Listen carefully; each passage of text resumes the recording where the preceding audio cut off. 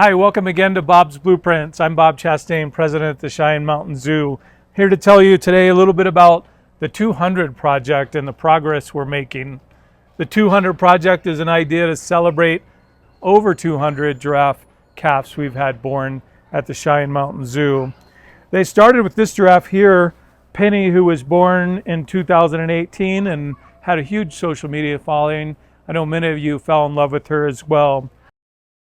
The 200 project will go at the front entry of the zoo and will help us celebrate the beginning of our Centennial Year in 2026.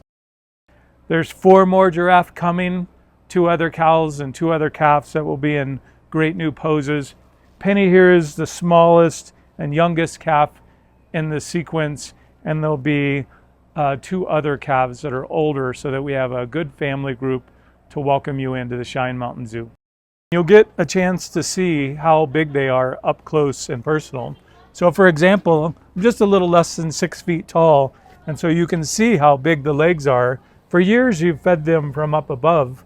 In the new exhibit you'll get a chance to feed them from below, right at this level. By way of example, this is the wrist bone on the giraffe. People tend to think about that on your wrist, but for here, the wrist is here and the knee is here. So it's just one of the many fascinating things about giraffes that you'll get to explore while getting an up-close view of them. As I mentioned, the 200 project was inspired by the 200 calves we've had born at the zoo, but the idea really started 2 or 3 years ago. So you'll remember that Penny was born in 2018 and we started thinking about how to memorialize that, and so we made a bronze sculpture of her. And then we started feeling like we really wanted to show people more. And so the idea was to make realistic giraffes that you could interact with. So when you come to the zoo to see these, everything from the detail in the eyelashes to the ears to the ossicones, those are all things that we've thought long and hard about.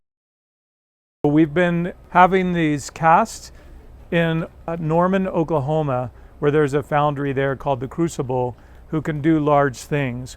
This sculpture gets sculpted in pieces and then put together and then disassembled again, and so there's sections that they can do, and so this giraffe ends up being in about 10 pieces when it comes out of the foundry, and then at every joint it's welded together and ground off to meticulously match what the artist had in store for them. Penny, for example, then was done in 2018. She went back to the foundry recently. She was completely sandblasted and repatinaed so that she would match what I call her mother. A couple details about that though is Penny again was meticulously sculpted to really match all of the spots and all of the character that Penny had. Even though I refer to this larger sculpture as the mother, it does not match the spots of her mother.